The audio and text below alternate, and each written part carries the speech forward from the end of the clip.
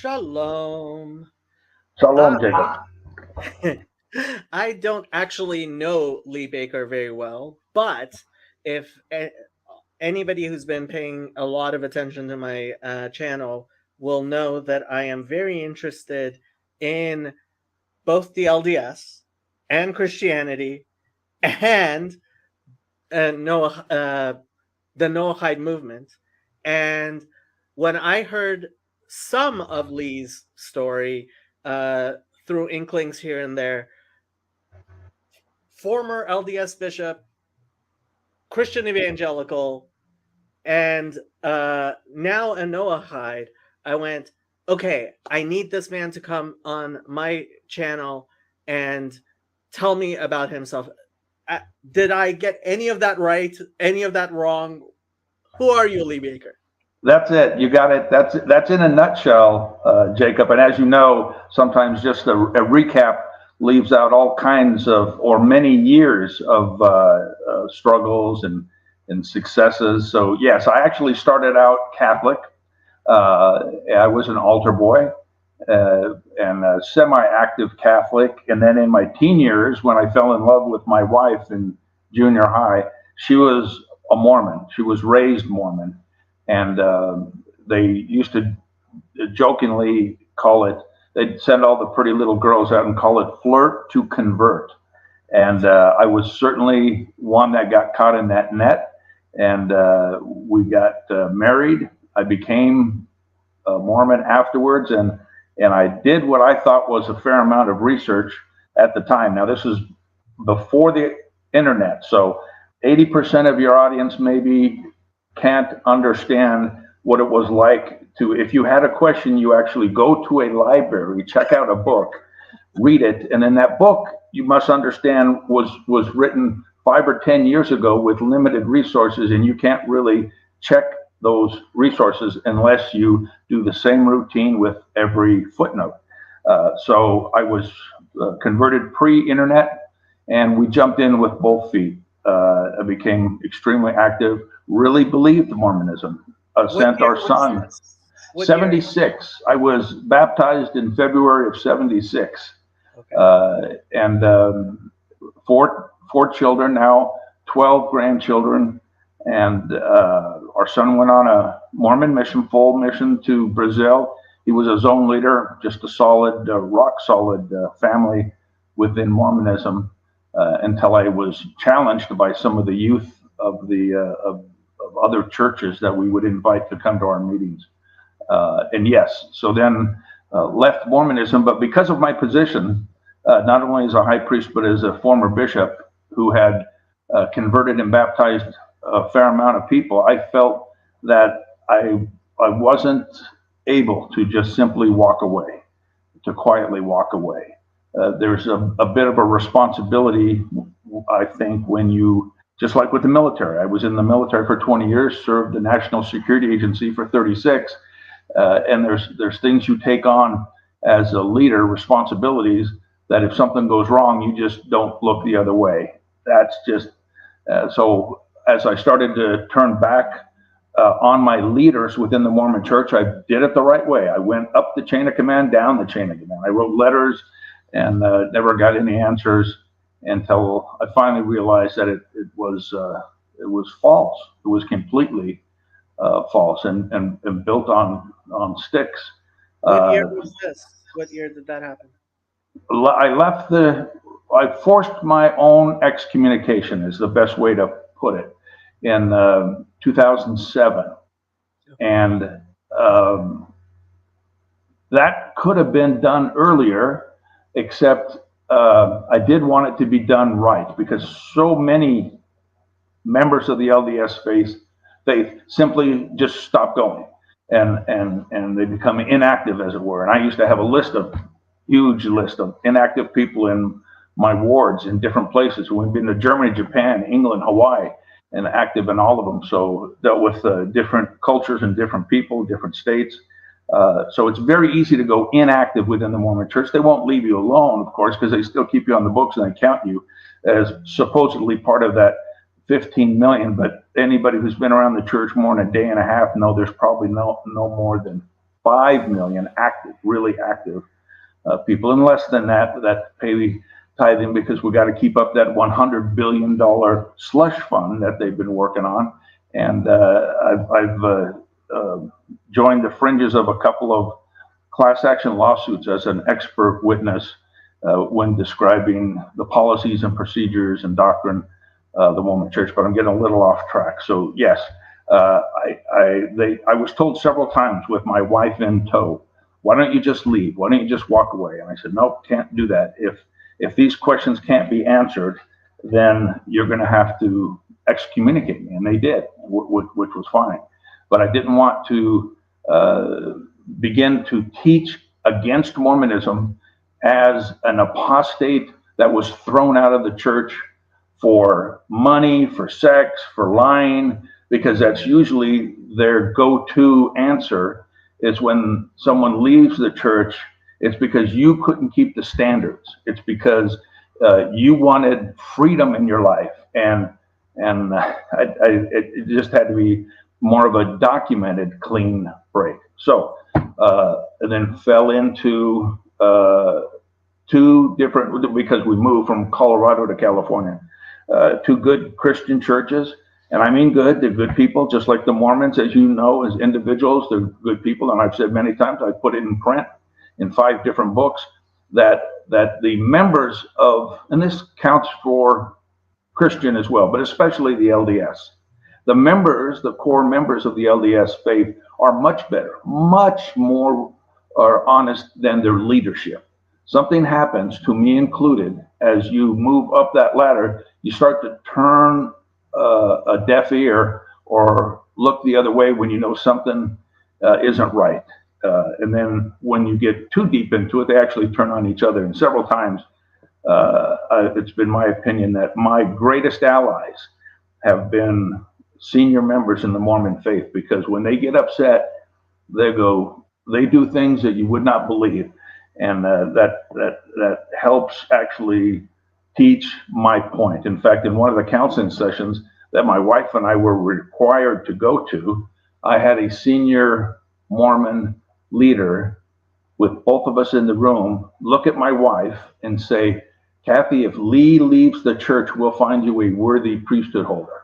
And I thought, now what other church does that happen in? When you know, I felt like jumping up and smacking him, but I knew it'd be more of an impact to Kathy if I just let him yik yak. So that's the general timeline. And then within the Christian churches, Kathy and I did the same thing, jumped in with both the board of directors, taught Sunday school, taught Relief Society type classes. To how long? Which denominations did when so you None. went from, Yeah.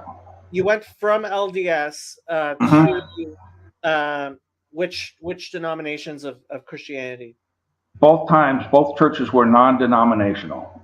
They were kind of, which I think is a good way to do it. I mean, we did dabble 1 or 2 Sundays with Lutherans and Presbyterians and Baptists, but the organizational structure and it just reminded me too much of Mormonism, and we actually went with a non-denominational Christian churches, both of them, that were evangelical, and we did our part. One thing I've noticed is a lot of times a lot of people feel there's this kind of binary. If you leave the LDS, then you have to become an atheist. An ex-Mormon is like a secular atheist, and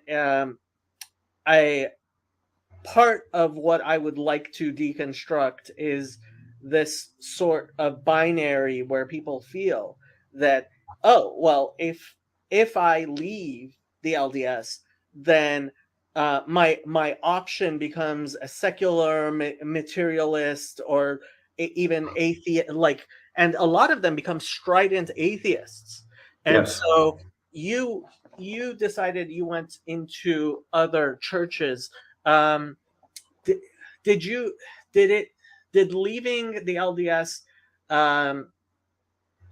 shake your faith in God? Oh, absolutely. It was the single most critical and important and emotional and spiritual event that happened to us. And that's why a lot of LDS become atheists, because Mormonism is, in fact, a cult, and it does, in fact, permeate throughout every aspect of life. So when that rug gets pulled out from underneath you, it's not just a light tap on the shoulder. I went to a grief counseling, and one of my first counselors said, "Well, why don't you just pick another church and go to another church?" And I had to explain the depth at which Mormonism is woven into every aspect of life. It's Well, not. okay. I mean, I kind of do feel I want to I want to defend. There are a lot of people I know in the LDS. I Uh-huh. think when we talk about cults, you know, I will describe certain religions as cults. I don't do that of the LDS because I actually see there is an openness there that, for example, the witnesses do not have to the outside, and uh, and so I don't think it's accurate to say it is a cult. I think it is very accurate to say it is a very tight knit community, Uh-huh. and that takes religion very seriously, and that religion pervades your life. And I have to say, for a lot of people, including my friends who are LDS, I've seen a lot of beautiful things from the LDS community because they are very religious, and at the same time it's scary. It is an environment that for me has been scary because I have seen um, what I usually say, what I've started saying is it's a they're they're skating on a spiritual knife's edge, and there are very powerful spiritual um, forces at work around the LDS in ways I had no inkling of 5 months ago. 4 months ago, I one of the very few times in my life I've had a sort of calling. I had a calling to investigate the LDS, and what I saw there was absolutely shocking in terms of the supernatural activity, I would say, which I'm not one of these people who, like, believes very strongly in demonic forces. But I have to say, if you're looking for angels and demons, if somebody were to ask me, where would I find a rip in the veil, I would kind of agree. The Mormon temple, not there are doors open there that I would not approach. Honestly, even now I am afraid to approach, even though I did have a sort of calling which makes me think. And the experiences I have been absolutely shocking. Absolutely shocking. Um, But there, not to interrupt you, Jacob, but I got to capitalize on one thing. There isn't a scale that could describe how minute the reality is that you have experienced as a Jew who's reviewing Mormonism in comparison to a Mormon who has been in the temple and taking the special oaths. Now, when I went through the temple with my wife for the first time, now this, because the Mormon temple ceremony changes all the time. And Kathy and I have been invited across the United States to preach in front of Mormon temples that are being opened or regenerated because the Mormons invite the public to come see. So a former bishop sitting out front in a tent taking questions about what goes on in that temple, you think you're nervous now. Back when I went through, you actually took an oath and a covenant that had a penalty of death, across the throat. Now, so to say that now, the majority of people I know who are ex-Mormon, they have no problem calling it a cult, because they understand and have been treated a lot different than you have. I have 4 children, 3 of which never speak to me because they're still associated with the Mormon church. I've got a Reformed Jew as a daughter who used to be Mormon, who still won't talk to me and won't let me speak to her children because of the Mormon promise to distance themselves and shun themselves from people like Kathy and I, because we're not just apostates. We are worse than apostates because we speak out against Mormonism. So I completely understand. To outer darkness. Yes, and unless you've lived it, the scale isn't the same. So all I'm saying is that I would not have called them a cult either in my first exit with Mormonism. But after, and I'll send you some books. I mean, I was thrown in jail by the Mormon church for a week for teaching against a Mormon temple. I have had threats on my life. My wife has been, well, anyway, it doesn't matter. We can agree to disagree. But brother, let me tell you, having been a counter-terrorist instructor for the National Security Agency for 36 years, I know what evil is. I've been to Ramallah. I've been around the world on black operations, and Mormonism is in fact a cult. We're gonna have to agree to disagree. All right. What I will definitely say is that I personally would not at all, if I did not feel particularly called to be getting involved with the LDS, I would run away. I really would. And my involvement has been solely because I feel that, in fact, I have been, in a sense, called to help people in the LDS because there are, in fact, a lot of very, very good people there. And before we were talking about the joke, why did God create Mormons? This is Tovia Singer's joke. So Christians would know how Jews feel. And, right. I sincerely believe that Christianity is Judaism viewed through a glass darkly. I believe that the Gentiles, the idolaters, were coming in out of the darkness. And there were many of them who could not accept the pure teachings of the Torah. And because of that, God allowed for a lesser light, like Christianity, like Islam, to carry, like Maimonides says, to carry the important messages of Torah around the world as Christianity and Islam have. And it seems to me that we are, in fact, approaching the last days. And because of that, this dark glass is going to fall apart. And this covering over the Torah, the light of Torah, is, in fact, going to come off.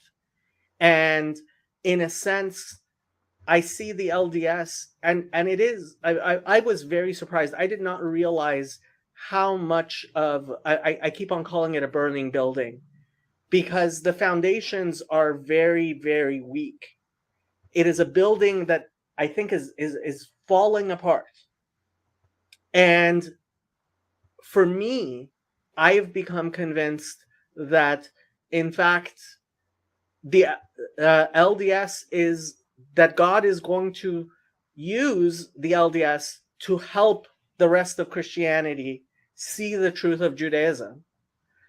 And that's How would, okay, I guess I am struggling with your motivation, or what you believe to be the motivation in your calling to work with the LDS. Let me ask an important question, and maybe we could spend just a couple of minutes on this.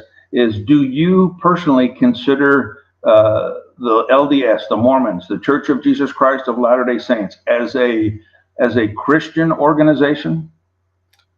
good question. Let me answer Tyler really quickly, and I will answer you. What's up with Okay. Mormons and genealogy? There's a lot of things there. I will say that many very important rabbis have said, stay away. And I will say, do not contribute any names to the databases.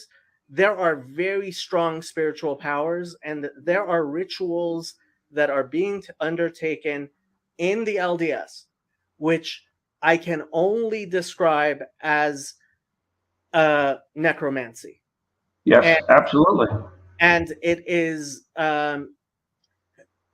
I participated, and I not only participated in thousands of those, but organized and directed thousands of baptisms for the dead with the youth.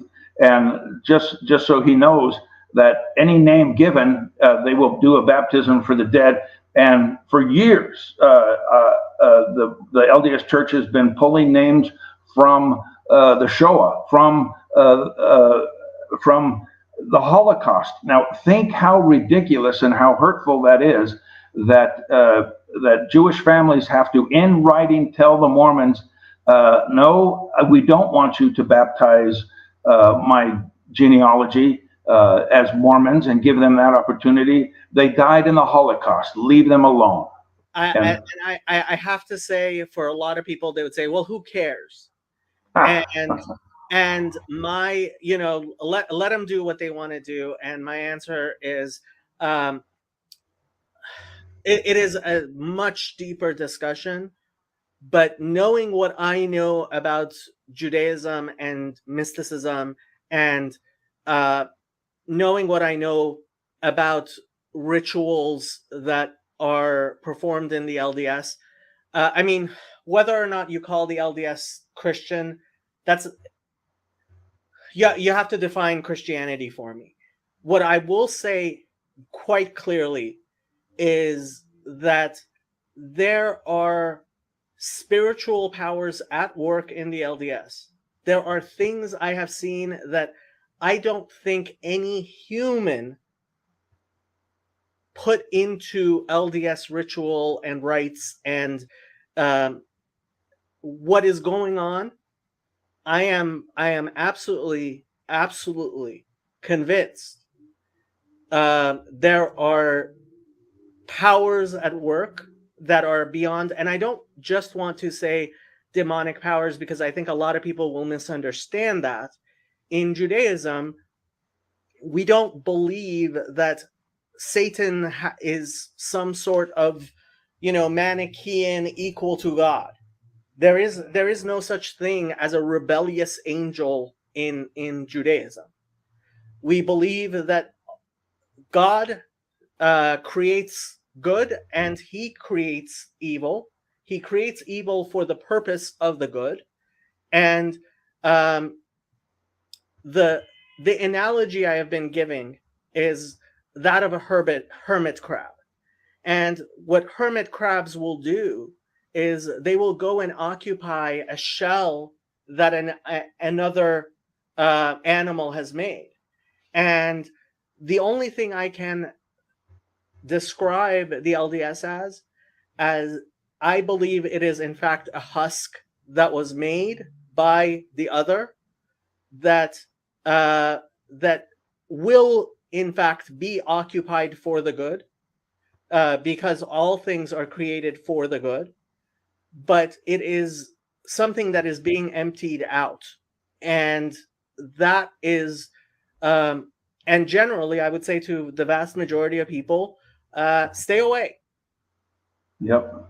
At the same time, I will say that as we are approaching what I believe um, to be the end times, if you have any doubt, if you believe that we live in a secular, in a reductive materialist world, and there are no spiritual powers that are in fact affecting us in very real ways, um, there's definitely something going on at the LDS that if you're one of those people who are out there looking for spirits, good or bad, I my I would say you will find them in the LDS.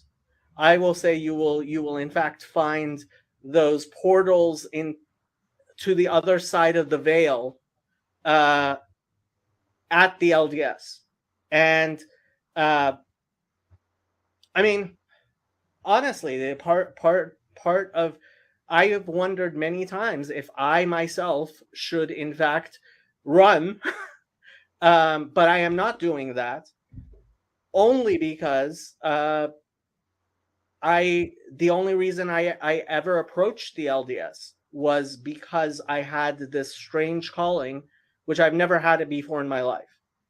And Jacob, I applaud you for approaching and helping as a resource to the LDS people, but honestly, to serve them better and to fulfill your calling, I would suggest an intense study on how they believe, because the perception and the answers that and the attitudes that they give you as an investigator, you are a golden nugget.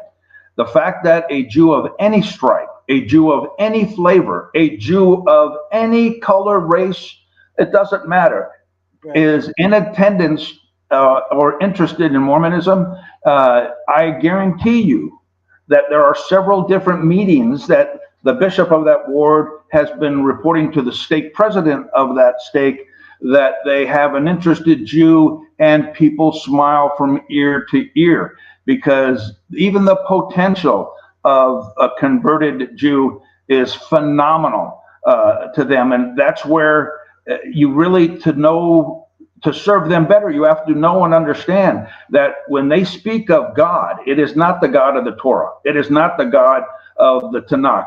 When they speak of Jesus Christ, it is not the Jesus Christ of Christianity. It is a man who is progressing along the path of perfection to get his own world, to get his own collection of females so he could procreate and pick the color, the shape, the size of the people under him. No connection whatsoever between Christianity or certainly not of God. Yeah, no. And believe it or not, the missionaries who were visiting me have given up. So Okay.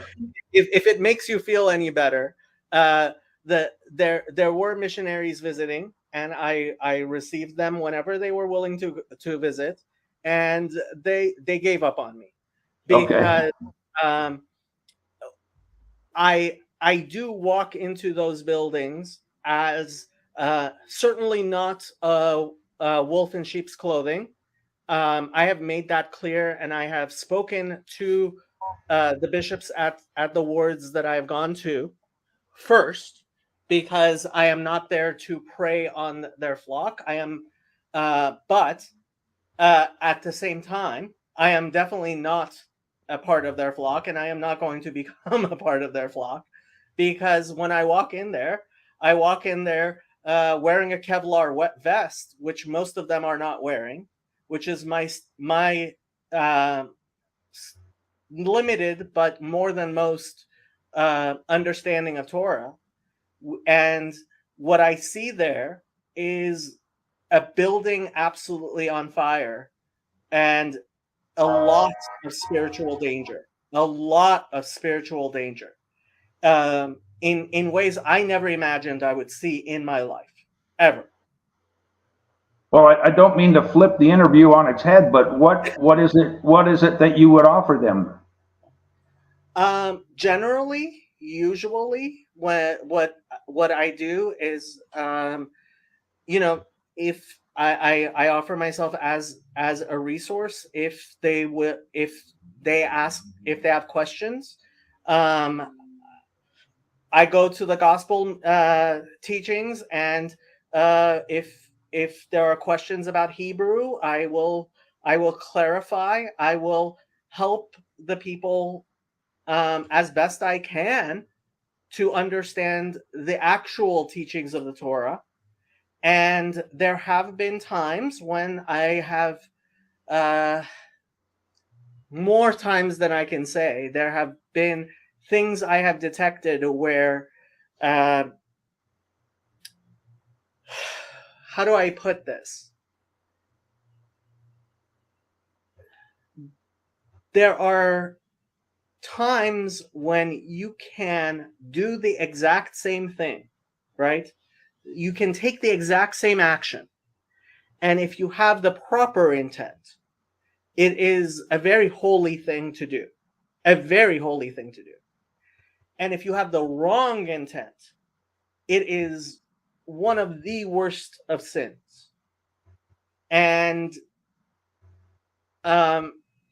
Mormon theology will twist the Torah and even the Gospels, I would say, even Christian teaching, will twist it in a way that very, very good people will have those actions, which could be very good things, be twisted in a way that is very spiritually dangerous to them. I mean, I hate to make it sound like I am some great wise person. I'm not. But to some extent, I have been able, at least a few times, to help people clarify things for themselves, hopefully, so that they go into whatever they are doing with the right. Let me try to give you an example. Okay. So when we give charity, right? We can give charity because we realize that it is what God wants us to do, and um, because we realize that other people are in need, and that God in his grace has given us this opportunity to take of the gifts he has given us and share with other people. And that is one of the holiest things we can do out of love, to give to other people of what God has given to us. Now, you can do that same act of charity with the intent of, if I give this dollar to a poor person, despite the fact that I deserve it and they don't, I earned it and they're beggars, because I know God is going to reward me 10 times over. And all I want is to manipulate God into making me wealthier. And that intent is about as wrong of a spiritual intent as you can possibly have in giving charity.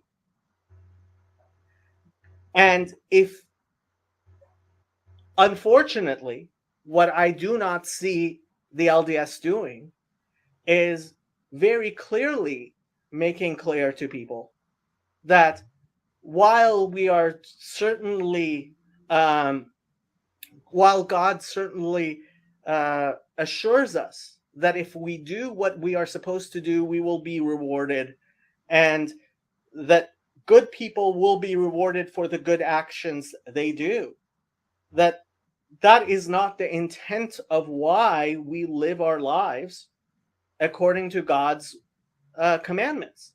We don't do it because we think we are manipulating God or putting coins in some divine vending machine which is going to reward us. what our intent has to be when we do God's commandments is a recognition that it is God who has given us everything in our lives. Our capacity to do any good thing is in fact ultimately from God. And we are only doing that which we were created to do. And any reward, which because of God's nature, we know he will in fact reward us. That is in fact his nature to reward us. We must realize even that is also a gift in itself. God doesn't need to give us anything. No, I understand that and I appreciate that, but on a gut level, that seems a bit esoteric in comparison to what is going through the mind of the Mormons when they meet with you. I doubt seriously that the issue of donations ever comes up when because when a Mormon is posed with a question or an issue or a challenge, be it spiritual or literal biblical, where you, I think, have a talent, would be showing them the difference in, like Isaiah, the difference between Alma and Bethulah, the difference between a virgin and a young woman, from the Art Scroll Torah. So you would be able to, exactly, here we go. Let's. Now, how is it that we both have the same copy? But the point being is that they are polite, they are nice, they are clean, they're industrious, they're sweet people, but they firmly believe that you are blinded. So they take what you say with a grain of salt, and that's where I think in what I believe to have been, because I've come off the warpath.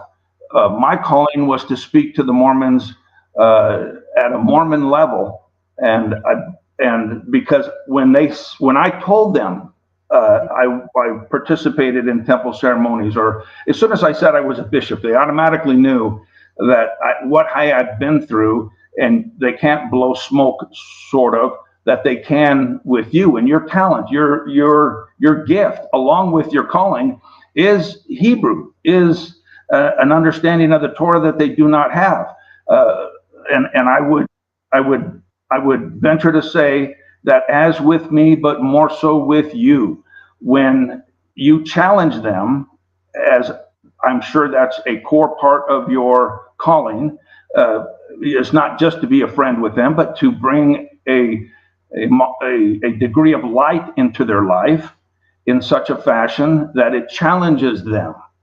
And you need to understand that when you challenge a Mormon and you ask them, do you understand? Have you read the 13 church essays on the LDS website? You should be intimately familiar with those, because those are legal documents that are preparing the Mormon congregations throughout the world to be able to say, yes, I knew that Joseph Smith lied about the Book of Mormon. He lied about participating in polygamy, so on and so forth. And then you can challenge them. But understand this, when you challenge a Mormon, they do not hear your question.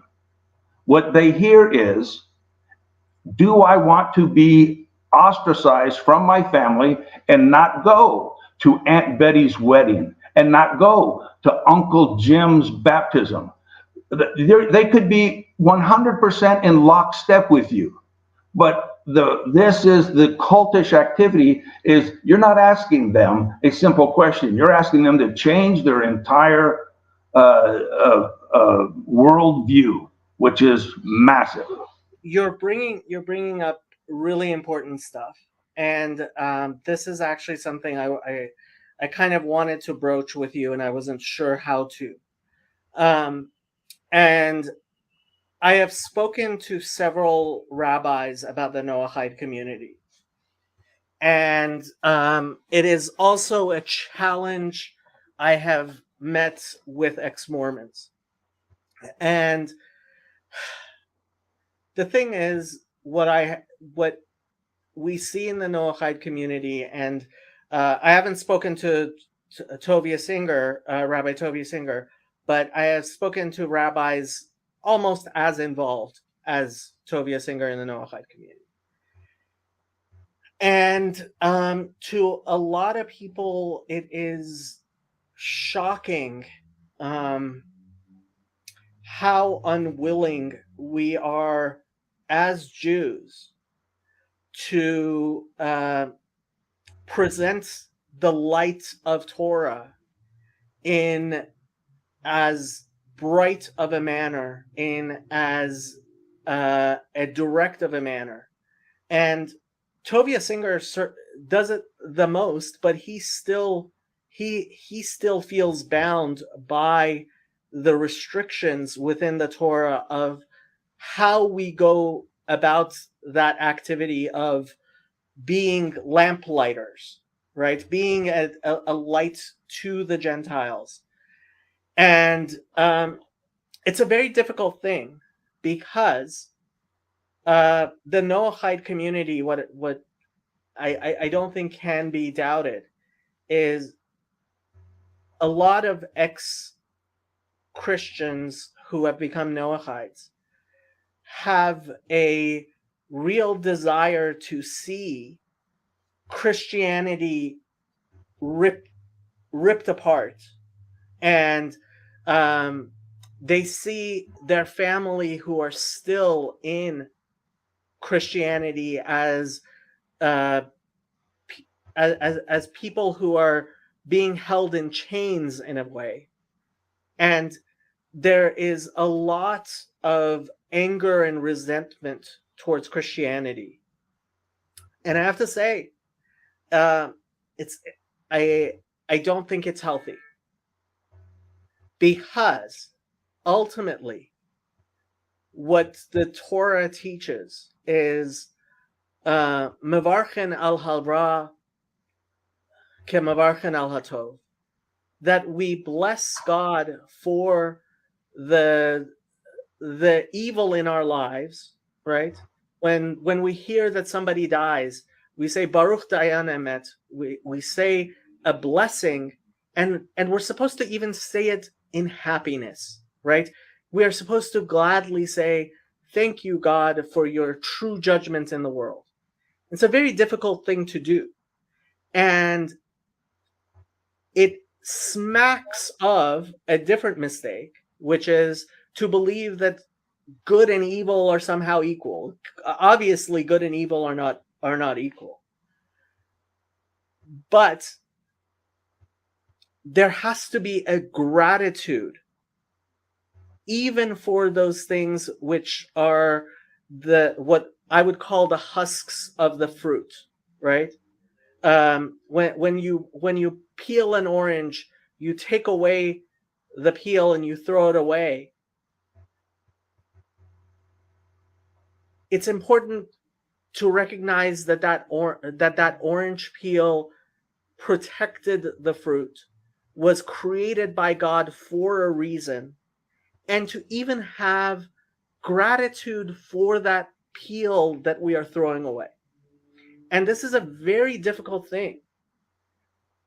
And the bitterness that a lot of ex-Christians have in the Noahide community towards Christianity is itself, I think, a manifestation of, we talk about during the Exodus, the Jews came out of Egypt and they had to spend all that time in the desert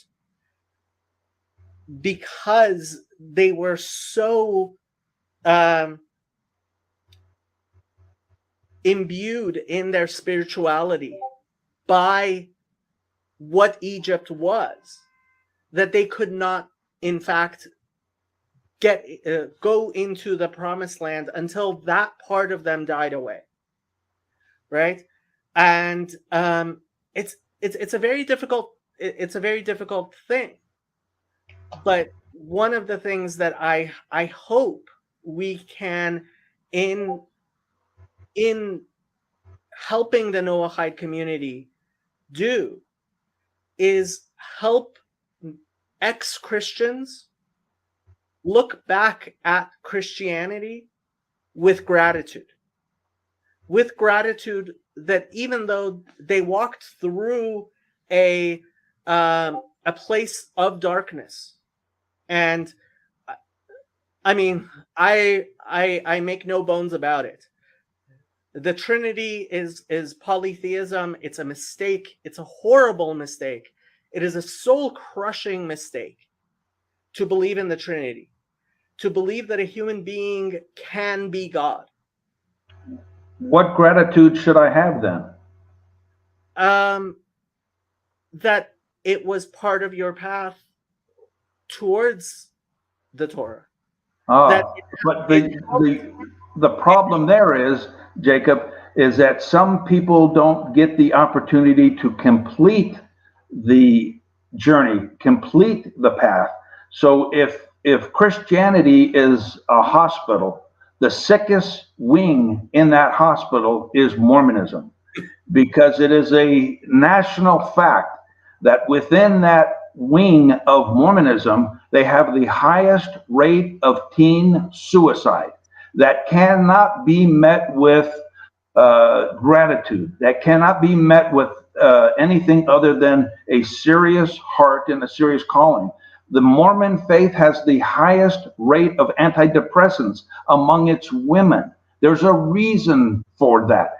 The state of Utah has the highest rate of online pornography. There's a reason for that.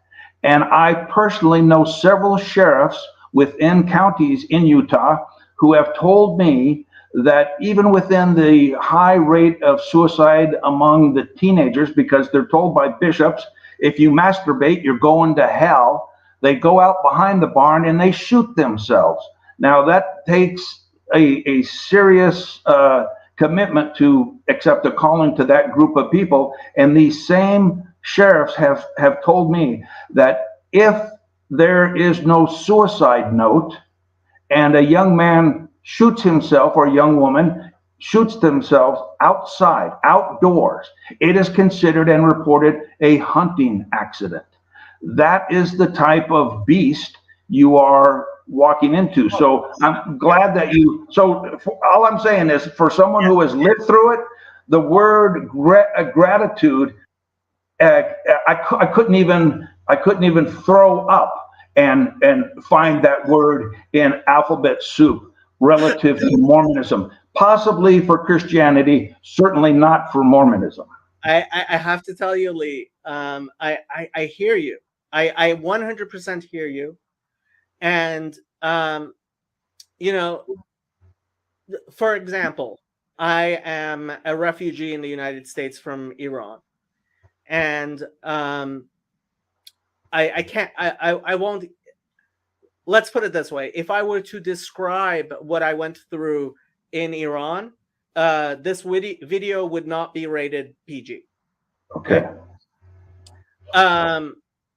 And so there is definitely a lot of bitterness in my soul regarding all of the things I went through at the hands of the mullahs. My father was imprisoned.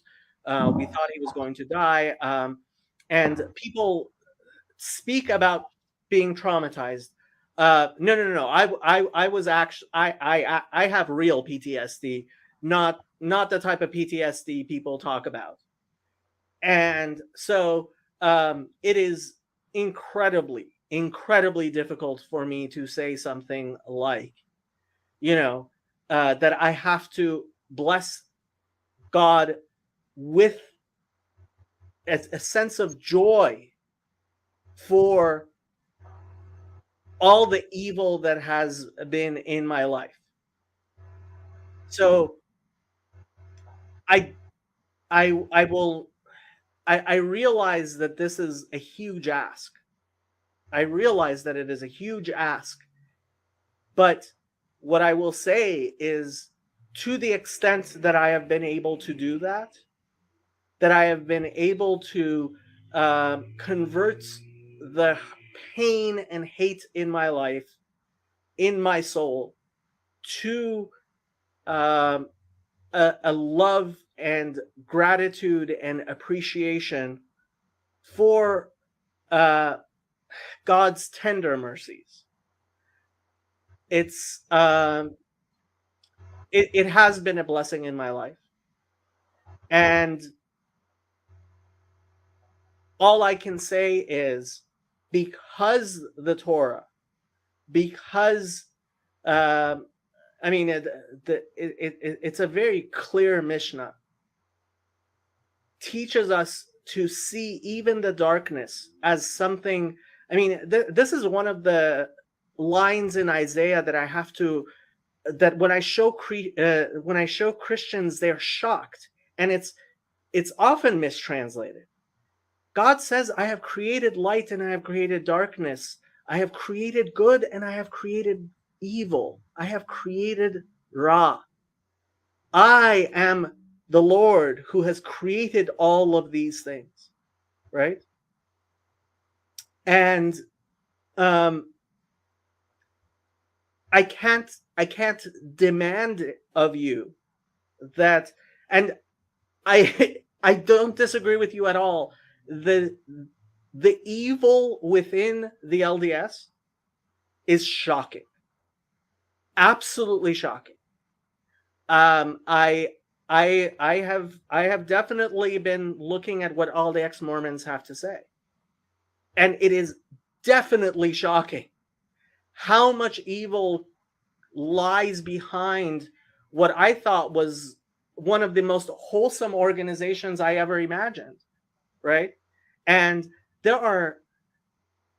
so it's funny, when I read Joseph Smith's description of his first encounter that's in Pearl of Great Price. The first vision, which is actually one of 6, right? Yeah, yes.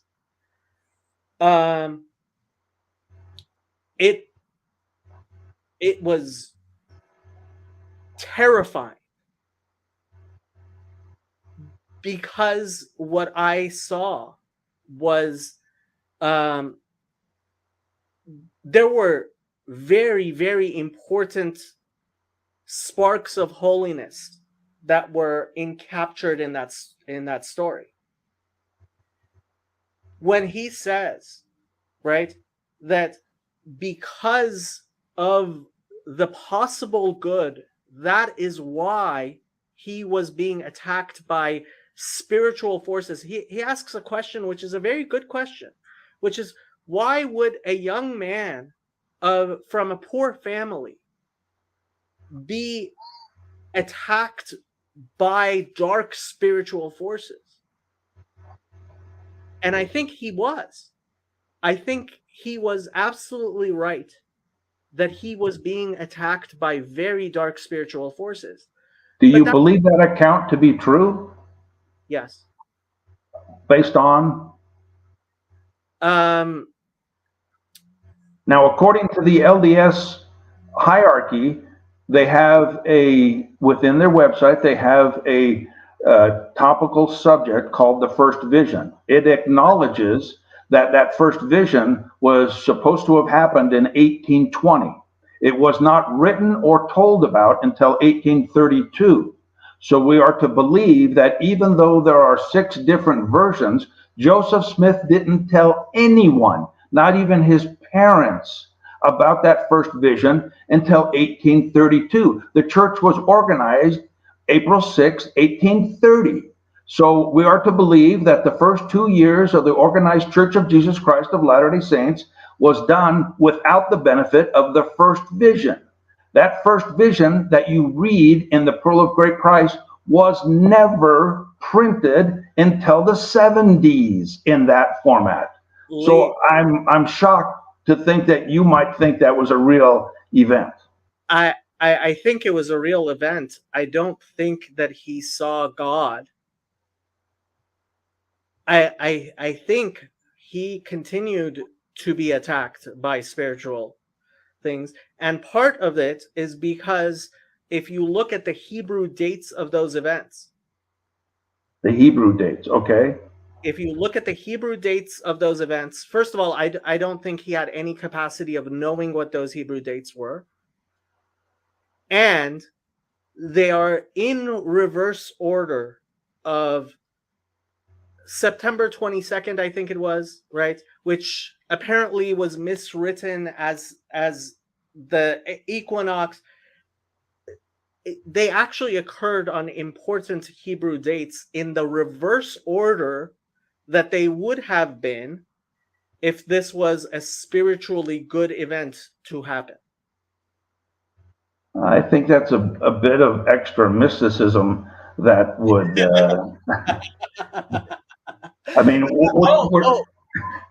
I no. You have to understand. I have actually been digging into these things, and I am not the type of person, like I told you before. When people used to come, I was assistant rabbi at a synagogue, and people would come to me all the time with things about demons and things like that, and generally I would be like, you know, don't get involved in this stuff, if you know. And I was always very cautious of people's superstitions. but isn't that no better than the Christian or the Mormon who says what is hidden in the Old Testament is revealed in the New Testament? I mean, it makes a great bumper sticker. It makes a cute anagram, but we're talking about real people who are following a man who says, that I was sat upon by evil spirits. And the next time he says, evil spirits came after me, he said that he did not want to participate in polygamy, but he was told to by an angel with a flaming sword. So I'm telling you, brother, is that if you give any moniker of truth to the first vision story, then you have to say, well, he took these women because he could have got in trouble. And it's no. Hold on. The Mormons need clarity. The Mormons need truth. They need, they actually laugh at you behind your back. Trust me. There are plenty of people laughing at me behind my back. And me as well. Yeah. What? And me as well. Okay. But so this is Maimonides, chapter 11 of the Laws of Kings and Wars. And this is the uncensored version. For a very long time, this was censored. And this is where he talks about Jesus, right? And he says something very interesting. This is towards the end of chapter 11. Nevertheless, the intent of the Creator of the world is not within the power of man to comprehend. For his ways are not our ways, nor are his thoughts our thoughts. Ultimately, all the deeds of Jesus of Nazareth and that Ishmaelite, he's talking about Muhammad, who arose after him, will only serve to prepare the way for Mashiach's coming and the improvement of the entire world, motivating the nations to serve God together, as Zephaniah 3:9 states. I will transform, and the word transform there is hefech, right? Epoch. I will turn over, invert the peoples to a purer language, that they all will call upon the name of God and serve him with one purpose. How will this come about? The entire world has already become filled with the mention of Mashiach, Torah, and mitzvot. These matters have been spread to the furthermost islands, to many stubborn-hearted nations, and he wrote this before the New World was even discovered. And this furthermost islands always gets me. They discuss these matters and the mitzvot of the Torah, saying these mitzvot were true, but were already negated in the present age and are not applicable for all time. Others say implied in the mitzvot are hidden concepts that cannot be understood simply. The Mashiach has already come and revealed those hidden truths. When the true messianic king will arise and prove successful, his position become exalted and uplifted. They will all return and realize that their ancestors endowed them with a false heritage, and their prophets and ancestors caused them to err. Now, I am not in any way saying that I believe Joseph Smith was a prophet in the good sense. I don't think he, this Book of Mormon. No. This is not in any way a book of prophecy.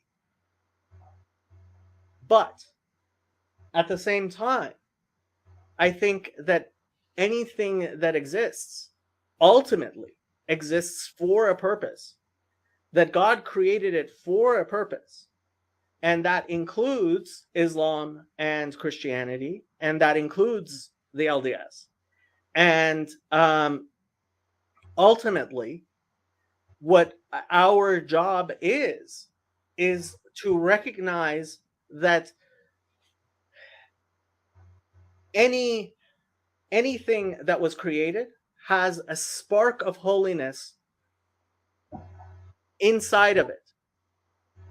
And our job is birur, right? And Zephaniah 3:9, when it says a pure speech, it says safa berura, right? And this is a term from wheat, right? When you do borer, you take wheat that has been ground and you remove the husk from the kernel, right? And you purify it. And that's where the word birur, and so I believe it's Psalm 2 that that Christians translate kiss the Son, right? Nashku bar, or lest he become mad, right? Lest he become angry. Yes, that's true. And the Jewish translation, vast majority of Jewish translations, is Nashku bar means arm yourself with purity, right? What we have to do is we have to see the sparks of holiness in everything that exists and help liberate, free that holiness, separate it from the husk that is holding it down. And this is difficult work. If you walk around with just slashing and destroying,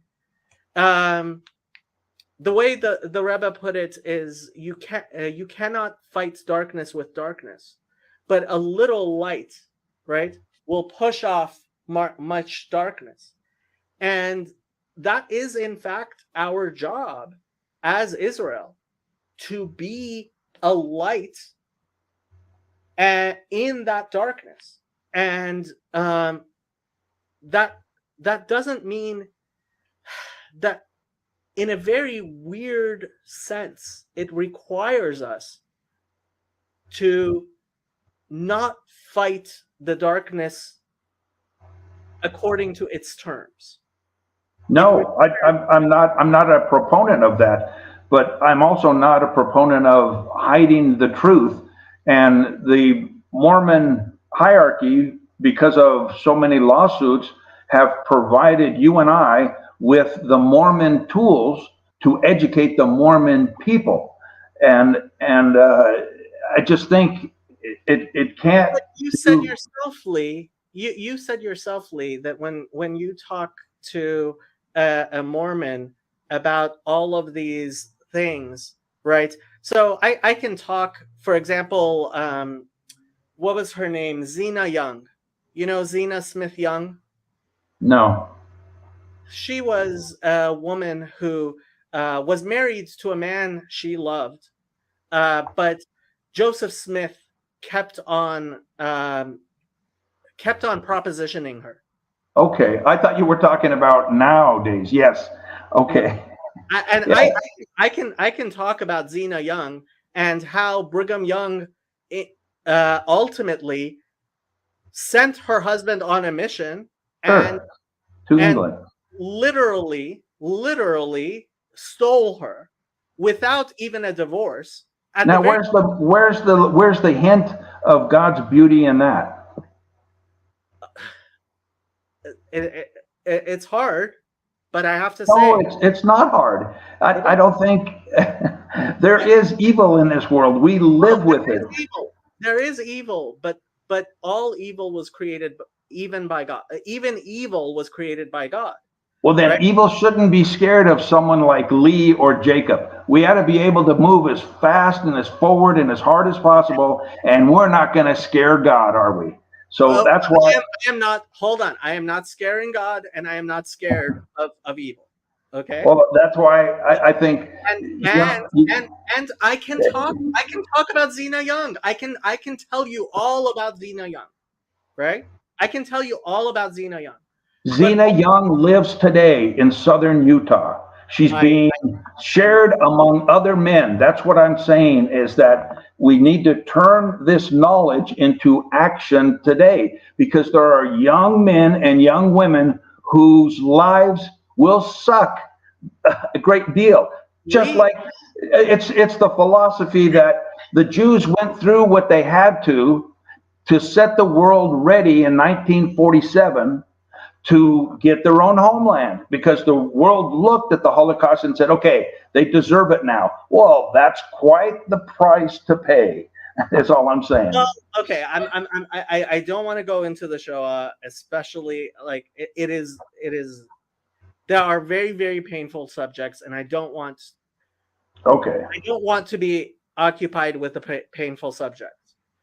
But what I want to reiterate is what you said, is when I talk to a young missionary, they're not so much thinking about Zena Young as they're thinking, if I leave this church, I will no longer be able to, what did you say? Go to Uncle.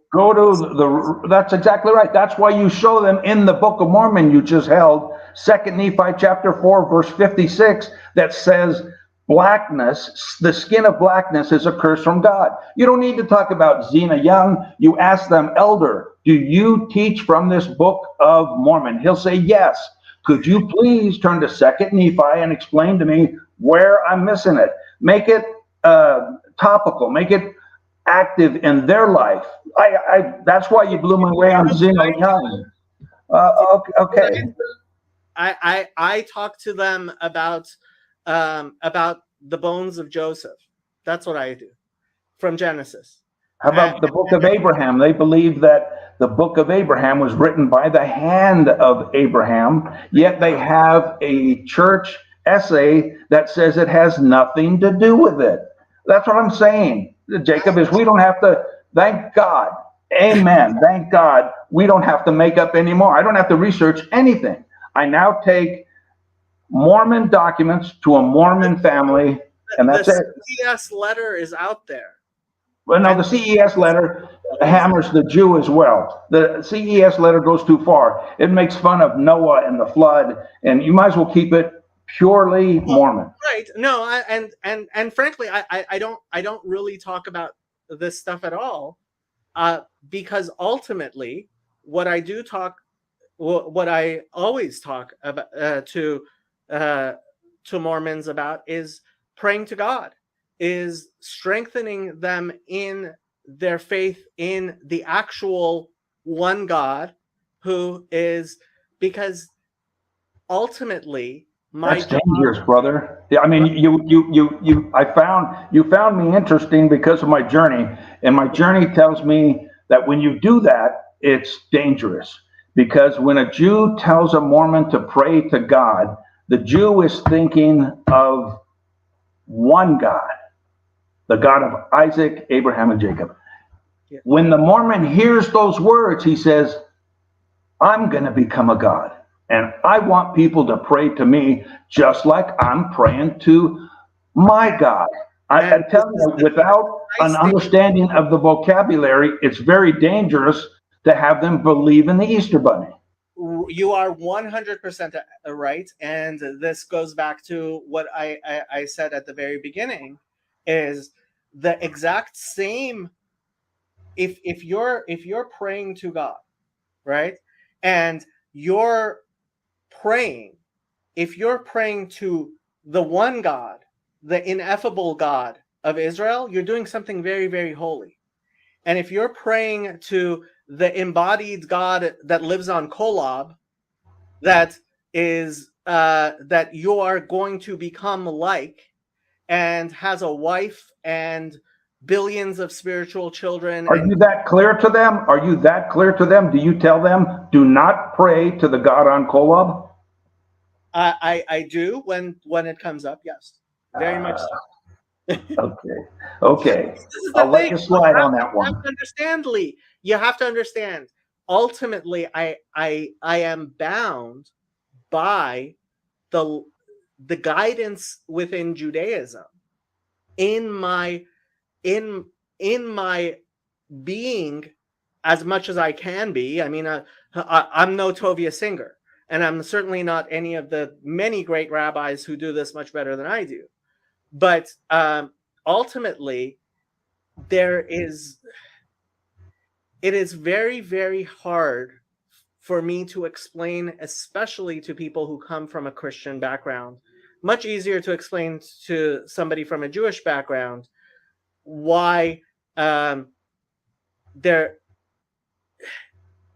I have to come from a position of love for Christianity, as opposed to a bitter rejection of Christianity. And I understand that, and I only understand that now because I've been out of the Mormon Church for so long, and associated with and studied with Reformed, Chabad, some Orthodox, and mostly conservative Jews. But what a Christian and most certainly a Mormon would not understand, that you and I could understand in an instant, is that you can be Jewish and not believe in God. And that would completely blow away. That shows the chasm. That shows, no, you could be a secular Jew and not believe. Well, no. I would no longer call you a Jew. I would say. Well, that's you. That's you. But I'm telling you that there are Jews that I study with who do not believe that the Torah is the Word of God. Oh, there are definitely. Look, so this is, yeah, you are. So what I'm saying is that you're coming from a very complex liberal viewpoint. Yes, you are, because we Christians, we Christians used to look at the Jew and say, that's who we need to be like. What is the standard? Well, we look at the New Testament and we say it's supposed to follow the Old Testament. And who follows the Old Testament? The Jews. Well, as soon as the Mormon and the Christian leaves their faith and they try to get closer to the front of the bus to have this association with God, we are hopeful that there's a Jew driving the bus. But as we get further and closer to the front of the bus, we're now halfway, because we came out of Mormonism, we came out of Christianity, we're now working with Chabad, and we're moving forward. And the closer we get to the front of the bus, we find out we don't know who's driving the bus, because and we look forward, and that hurts. That pulls the rug underneath us, is because there is no one driving the bus. You are absolutely. It's funny. It's funny that you're using this analogy, because one of the things I have very much been talking on my channel a lot about is this precise problem of Jesus take the wheel, that I do think too many Jews also are involved in, right? So as somebody from within Orthodox Judaism, I have a lot of criticisms. And so Yosef, I mean, Yosef, if you want to come on, I'll send you a thing. Yosef is one of, he's also not ordained, but he's one of the rabbis. He knows the Talmud. He knows Judaism much better than most of Judaism, much better than I do. There are certain things I am more schooled in than he is. And see, even there, not to interrupt you, but you got to understand that when you say he knows the Talmud, that rubs me raw, because I wasn't introduced into the Talmud until years after I understood what the Torah was. And well, I had to understand that there's Talmudic Jews, and there are, I mean, you might not even believe my daughter is a Jew. Now, she thinks she's a Jew. She's a conservative Jew. She went through a conversion, but I've met Orthodox people that say, nope, she's really not a Jew. Right? Now, that's what I'm saying. Who's driving the bus? It's a huge problem. You are absolutely correct. It is a huge problem. It is a huge problem. And part of what I am hoping to help with is you are pointing to very important problems. This is why I wanted to talk to you, and why I want to continue to talk to you. I mean, we might have hours and hours to talk about. The Noahide movement is not being led as it should be. The Jewish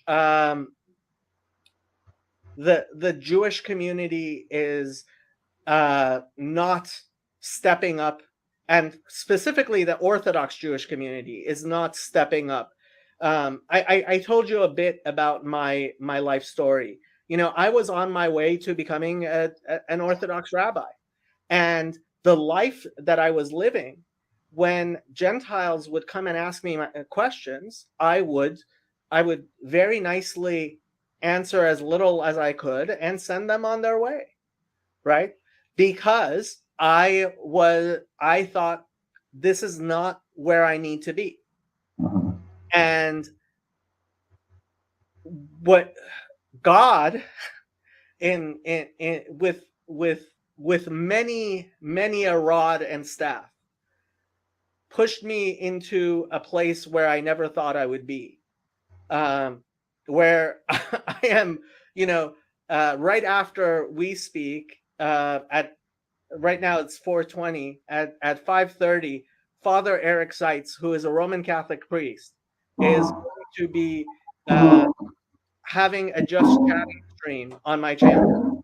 Okay. And I never thought I would be traveling thousands of miles to go visit my friend, Father Eric Seitz, the Roman Catholic priest. And so my life, trust me, the weirdness in my life I could barely explain to you, right? And I have a lot of criticisms of Orthodox Judaism. But at the same time, I want to be perfectly clear. The idea that I have a liberal conception of Judaism, that I am looking at things from anything but the oldest, I hope. Somebody asked me recently, they're like, aren't you coming up with new things? And I said, to the extent that I am teaching anything, that I am saying anything, which is not what Judaism, true Judaism, God's Judaism taught from the very beginning, I repent and I recant, and God have mercy on my soul. Okay? Yeah. At the same time, I had my rabbi, who's a Chabad rabbi, on this channel, and I was asking him very difficult questions. And I recognize that he knows a lot more Torah than I do. He does. I've been trying to get people who do know more Torah than I do involved in this project, and to some extent, having Yosef involved, I've also been kind of dragging him kicking and screaming into this, because he has the capability. But yeah, I'm doing something very weird here, Lee. No, I appreciate what you.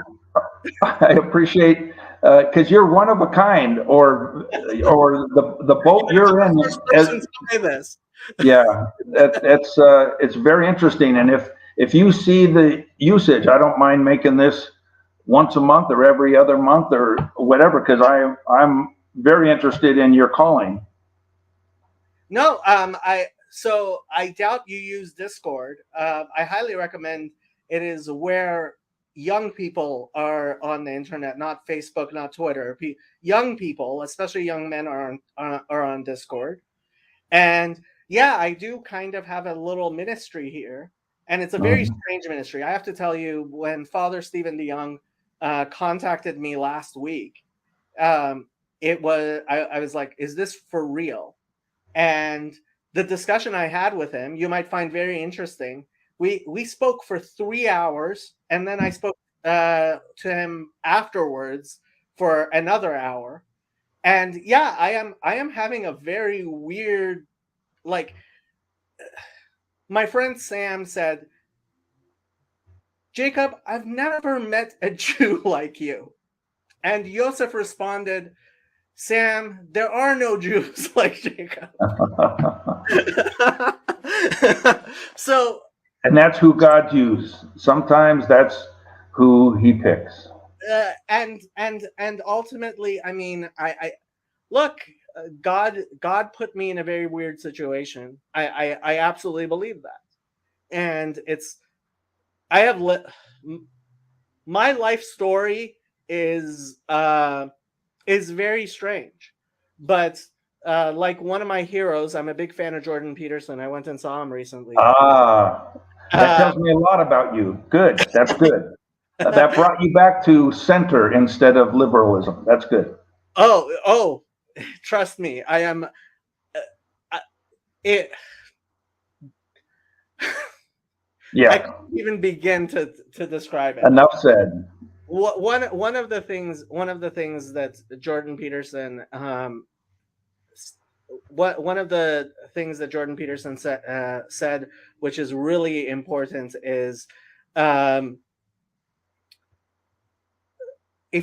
you listen to people, you find out that they all have a incredible life story. I mean, your life story is absolutely incredible, and the fact that you are a Noahide. I have said this. There's a Noahide in our community. A friend of mine who he was an atheist, and now he's a Noahide. And I told him, I don't.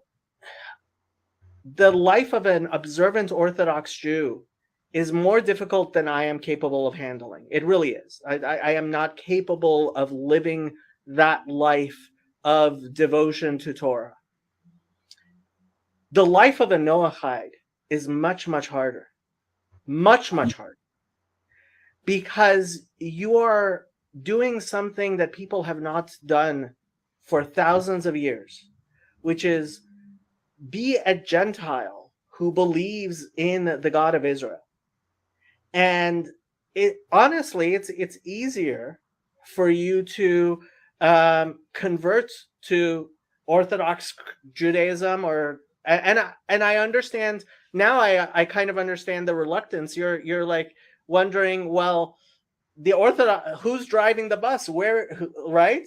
And I understand the reluctance, but a lot of people, when they do go through where you have in life, and I saw a lot of the anti-Mormon stuff about you was saying, "Oh, he's doing this for the money," and I was like, you could possibly convince me that somebody thought becoming an evangelical anti-Mormon would give him some sort of better life than being a Mormon, right? You cannot in any way convince me that deciding to be a Noahide and an ex-Mormon. And we have 5 books on Amazon specific to Mormonism, and every single penny goes to Africa. We have we've been to Africa, to Liberia, and we have, of all things, a Christian church we support there because they are just amazingly poor. and I challenge anyone to look into my finances whenever they want. Well, no, I mean, it's the fact is so I saw one page that had I saw a page that had taken your stuff off, and they Yes. said he converted to a weird cult Yes. Judaism, right? Not even Orthodox Judaism. It was like, no, I mean, as a Noahide, right? It's not weird. That's right. You are no, it's well, you are unique. You are definitely unique, but it is life would have been easier if you chose to convert even to Orthodox Judaism. Mm.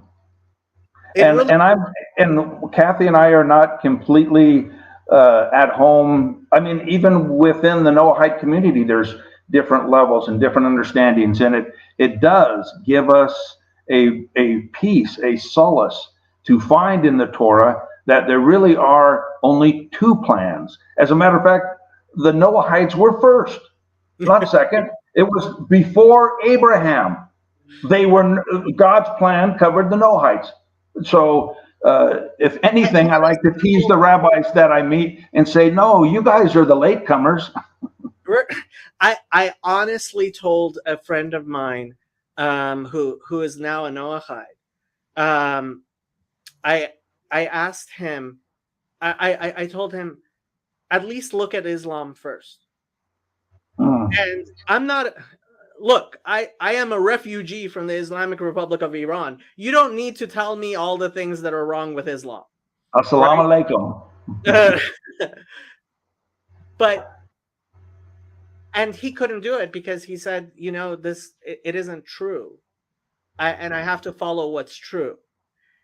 And I told him this is the most difficult life you could possibly pick.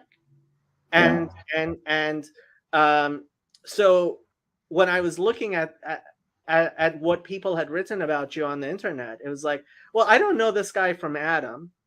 I'm not sure I would personally still be calling myself bishop, although with Lee Baker, how are they going to find which Lee Baker you are? Exactly. But I was like, no, this is the hardest thing you could possibly pick to do. Yeah. Well, we love the Mormons. We really do. In fact, it's wore us out to some point, but we have met with hundreds and share their pain, and I know what you mean about kind of a strange life and a calling sometimes that you didn't bite off on your own, that you believe that that God has put before you, because we've helped entire families come out of Mormonism. But Jacob, you know that in our past, there have been several people who have called up and say, well, I'd like to thank you for helping me out of Mormonism. My wife has now divorced me.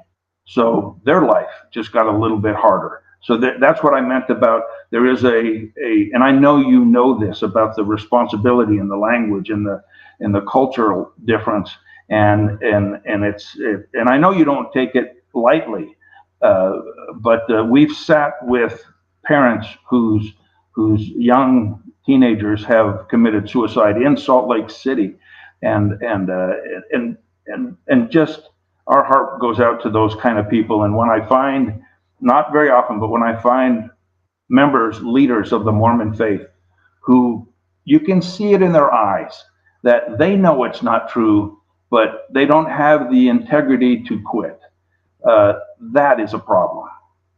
Oh, look, there are definitely a lot of problems. There are a lot of problems within Orthodox Judaism.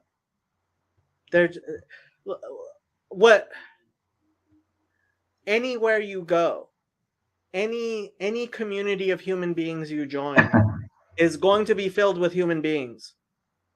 Yeah. Right? And it's taken me a long time to figure that out. Yeah, you're right. Look, so I'll tell you my favorite story.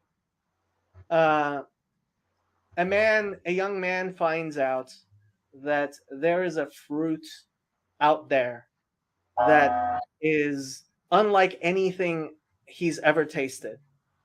And he decides that he's going to go on a journey and find that fruit. And so he starts asking around, and he starts going from city to city and port to port and finding hermits and asking everywhere he can for this fruit.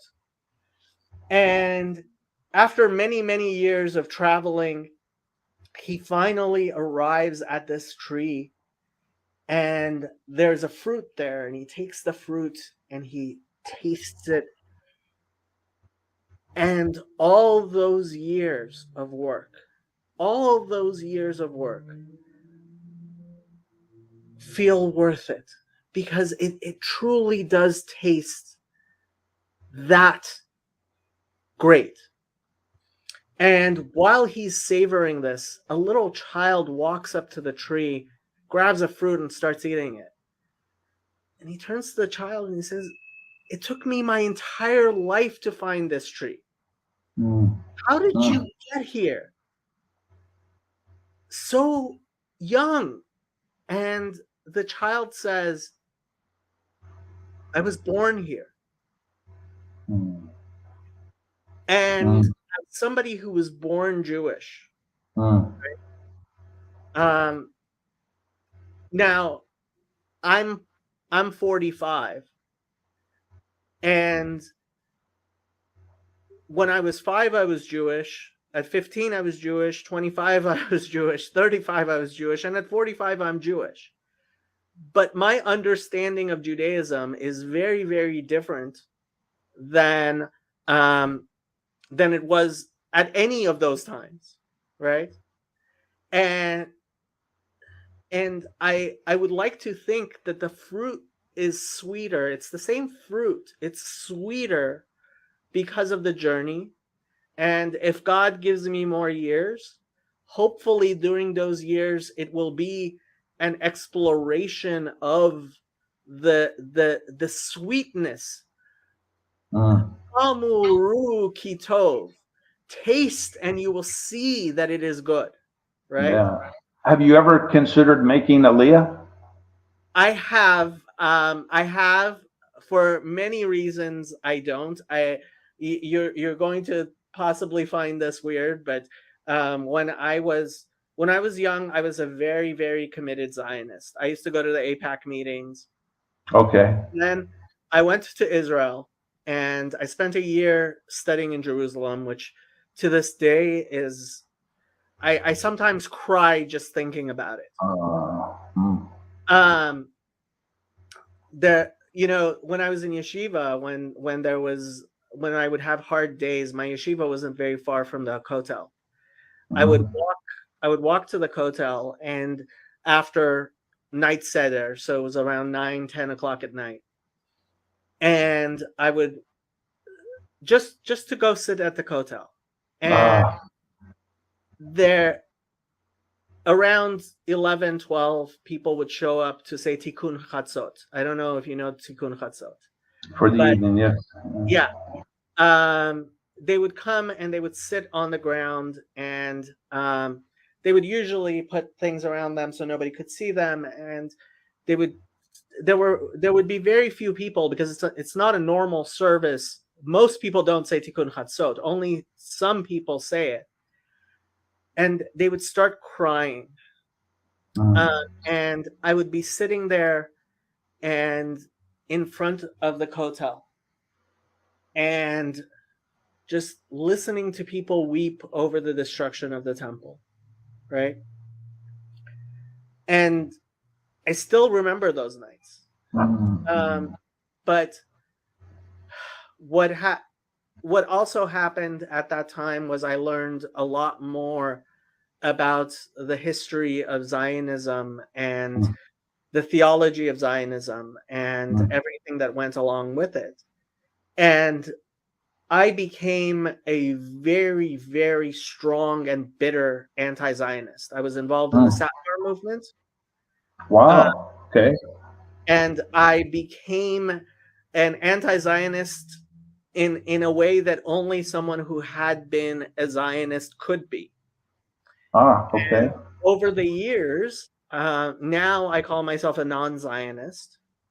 because again, my Judaism has matured, and I have very, very strong criticisms of Zionism. And did you see life in the West Bank during that year? Some of it, yeah, I did. Yeah. Okay. Yeah. I spent some time in Ramallah, and it's amazing. It's It there. reminded me Yeah. of Iran. Honestly, it Oh reminded me yes, of Iran. yes, yeah. The Yeah. division is it's painful, I'm sure. Well, I Um, appreciate that story. yeah. And so, um, look, all of us are on a journey.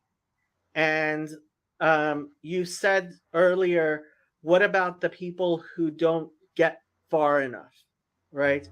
What about people who are walking through the darkness, and all we can do is be a light in the darkness where we are, because we are all in darkness. The Messiah has not come yet, unfortunately. And we look forward. So, like the verse says, "L'hagid baboker chastecha ve'emunatcha beleilot," to declare in the morning your chesed, your loving kindness. Because in the morning, in the light, we see God's loving kindness. But we have to proclaim God's emunatcha, God's emunah, God's faithfulness at night. And that's why in the morning prayers, when we say Shema, we end it with, it ends Ani Havaya Lokechem Emet, right? I am the Lord your God. And we say it is true. And in the morning we say Emet v'yatziv. It is true and it has been established. But at night And the Rebbe taught that. He focused on taking that time. It's not on our schedule. Emet ve'emunah. During the nights, it is emet ve'emunah. It is true, yet it is we have to have faith, right? And so we are in galut. There's, and this is, I mean, if you look at my other videos, I recently had a discussion with Chezi, who lives in Israel and comes from a long line of prominent rabbis. And he is a very accomplished man. He is a very well-known architect in Israel now. And he is living a life that I try very hard not to be envious of, with kids and his wife, and living in Jerusalem. And he, we were having a discussion, and I told him, Chezi, even though you see so much, and I see so much of that which is promised has already come true in our lives, we're still in galut. And we cannot accept the darkness. It's funny, my office lights for some reason stopped working on Friday, and they haven't fixed it yet. But like, I see it's getting dark where you are, and it's getting dark where I am, and we're sitting here in the darkness talking about the light, and your face has lit up, right? But it's look, we are lamplighters. That's what the Rebbe told us to be. And it's funny, I never knew the Rebbe during his life. I was a child. I was born in 1977. I was a child when he died. I only started becoming religious after he died. And so for me, it was never even a possibility I ever considered that he is the Messiah, because I don't think that's a possibility. No, I know there was a painful break of quite a few. Right. Then. And look, when I got involved, and Rabbi Skobach has said this, and Rabbi Singer has said this, when the Rebbe was alive, they were like, if anybody's going to be Mashiach, it's going to be the Rebbe.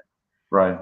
And for me, it's kind of doubly painful to now be able to look back and I really do believe if Mashiach was going to come in his lifetime, he would have been Mashiach. And Gimel Tammuz comes around. I did a video for it this past time, and my rabbi came on the channel, and it's painful. It's painful. A man I never knew during his life. I mourn his death, unlike anybody else, right? But we have to be open to. I mean, thousands were confused with Shop's ID. So I mean, there's a list of potentials. So Franz Rosenzweig. Have you heard of Franz Rosenzweig? No. He was a secular Jew. I can't find it now, but he was a secular Jew who was convinced to convert to Christianity, and he said to himself, if I am going to convert to Christianity, I want to do it right. I want to first know Judaism, and then I will take on Christianity. Wow. And he went and started learning Judaism, and he never converted to Christianity because he said there's no reason for it. And he wrote a book. I still haven't read it. It's on my reading list, Star of Redemption, where he explains his journey, and one of the things he says is that this hope, that the false Messiah is proof that the Jewish people really are looking forward to the coming of the Messiah, because some people so much want that they look around them and they find somebody and they're like, this could be it, right? Yes. Bar Kokhba. Yeah, I mean it's Rabbi Akiva with Bar Kokhba, right? Yep. Rabbi Skobach tells the story. Somebody came up to him and said, "Oh, your rabbis are stupid." Oh, please. He's a good comedian too. I like him. That's a curious way of approaching it. And the guy's like, "Well, Rabbi Akiva thought Bar Kokhba was the Messiah, right? And he was wrong." And I mean, there's an answer to that, but what I wanted to bring up is I don't fault Rabbi Akiva for hoping in Bar Kokhba, because that is our hope, right? And I don't blame anybody who has a hope that somebody will be the Messiah. But the Torah says we all will know. We won't have to tell anybody. That's the beauty of it. That's the new covenant. It says, that's right. We're not waiting for a headline or a news flash. We will know. Yeah, no. It says no man will teach his brother, right? Right. And because we are sitting here teaching each other, that is proof that the Messiah has not come yet. Right. And look, we have to do our part and have faith that in this darkness that we're in, that there is a light at the end of the tunnel. We are approaching 2 hours. Okay, and I need to be somewhere in 25 minutes, but that's okay. But it's been a great visit. It's been a great visit. So I would love to have you again. I have Just Chatting streams on a regular basis. You're always welcome. Okay. I would like to have you on in the future again. Well, in the email, send me your address and I'll send you a few books. Okay. Although all my information is, I'm an insurance agent, so mylifefactory.com Okay. All the information. You can come to my office if you like in Los Angeles. I'm out there. Okay. It's easy to find me. My cell phone number is there on my website. You can call me. You can text me. Okay. But you are always welcome. But I wanted to give you as much time as you want to have the final word, to say whatever. No, I appreciate I appreciate your time. I appreciate your calling, and I hope I wasn't rude. I appreciate the difference. I appreciate the difference between the tools that God uses. I was once, well, we had dinner with Rabbi Singer in Texas, and obviously we're not from Texas, but I was being chastised not by him but by someone else at the table, because I do get wrapped up. I do get a little anxious and rude sometimes, and I've got to dial that back.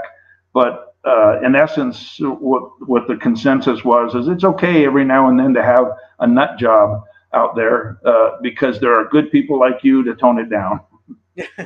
No, Lee, I'll tell you. I think you will find that once you find it in yourself, like I found it in myself, to have gratitude for Islam. Once you find it in yourself to, when the Ayatollah Khomeini died, my father, who went to prison, he was convicted of being a Zionist spy, and thought they were going to put him to death. When Khomeini died, and it was announced, my sister and I started celebrating, and my dad told us, "Why are you celebrating? If not for that man, we would not be living in the United States. I am grateful to him." Good point. Good point. And as a child, that was a very hard thing for me to understand. Yeah, I bet. But ultimately, it is the hardest thing. It is the hardest thing. The Mishnah tells us that we have to bless God for the bad things as we do for the good things. And yeah, I mean, my blessing to you is that you should always be able to see the good in the bad. Well, it's been a great evening. Thank you. It has been. Okay, I'm going to end the stream now. Okay.